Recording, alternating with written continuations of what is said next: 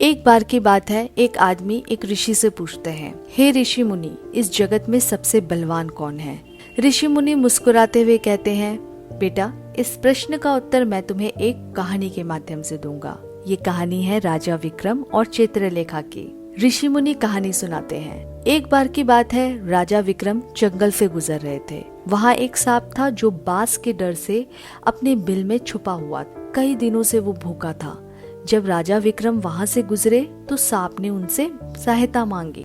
सांप ने दया की गुहार लगाते हुए राजा को कहा, हे राजन, अगर आप मुझे अपने पेट में छुपा लेंगे तो इस बात से मेरी जान बच जाएगी। राजा विक्रम, जो कि बहुत दयालु थे, उन्होंने कहा, ठीक है, मैं तुम्हें अपने पेट पे छुपा लेता हूँ। राजा विक्रम ने दया दिखाते हुए सांप को अपने पेट पे छुपा लिया। लेकिन जब वे जंगल से बाहर निकले तो सांप ने बाहर आने से मना कर दिया। सांप ने चालाकी से कहा, मुझे आपके पेट में बहुत आराम और सुरक्षा मिल रही है, मैं यहाँ से नहीं निकलूंगा। राजा विक्रम बहुत बीमार हो गए और अपने राज्य में लौटने में असमर्थ हो गए। अब ऋषि चित्रलेखा की कहानी सुनाते हैं। एक बार की बात है, चित्रलेखा के पिताजी ने अपनी तीनों कन्याओं से गर्व से पूछा, तुम किसके भाग्य का खाती हो?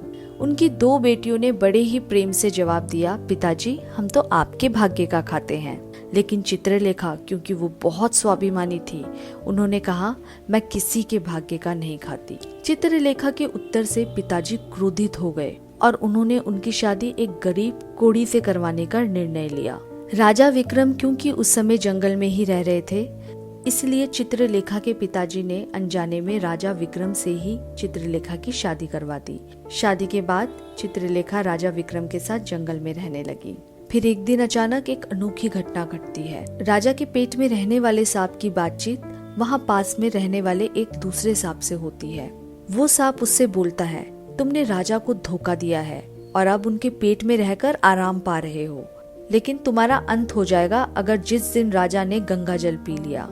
इस पर पेट में रहने वाला सांप उत्तर देता है, और तुम खुद खजाने के ऊपर बैठे हो और गरीबों की मदद नहीं कर रहे हो।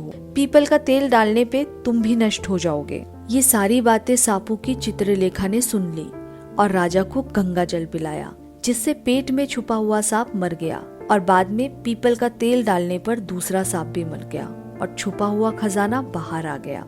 चित्रलेखा की बुद्धिमानी से राजा ने खजाने से एक बड़ा सा महल बनाया। अब राजा और चित्रलेखा राज्य में लौटने की तैयारी कर रहे थे। यहाँ दूसरी तरफ चित्रलेखा के पिताजी एक आक्रमण में अपना सब कुछ खो चुके थे और जंगल में पहुँचे। चित्रलेखा ने उन्हें पहचान लिया और उन्हें महल में रहने का आश्रय दिया। चित्रलेखा के पिताजी ये समझ चुके थे कि अहंकार से कुछ नहीं मिलता और कोई किसी के भाग्य का नहीं खाता।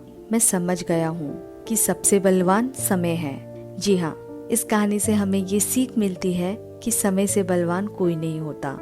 हमें अपने अहंकार से हमेशा दूर रहना चाहिए, क्योंकि समय किसी को भी भिखारी से राजा और राजा से भिखारी बना सकता है। ऐसी ही और कहानियों के लिए चैनल को सब्सक्राइब जरूर करें। नमस्कार।